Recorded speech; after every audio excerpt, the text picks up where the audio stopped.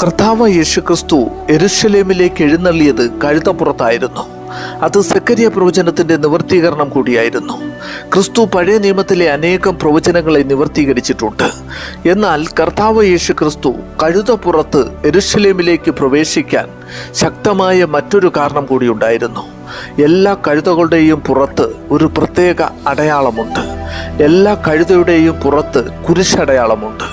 ക്രിസ്തു യെരൂശലേമിലേക്ക് പ്രവേശിച്ച കഴുതയുടെ പുറത്തും കുരിശടയാളമുണ്ടായിരുന്നു.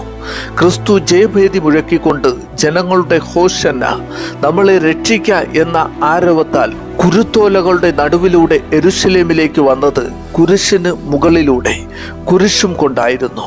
ക്രിസ്തുവിൻ്റെ ക്രൂശ് മരണത്തിലൂടെയാണ് നമുക്ക് രക്ഷ.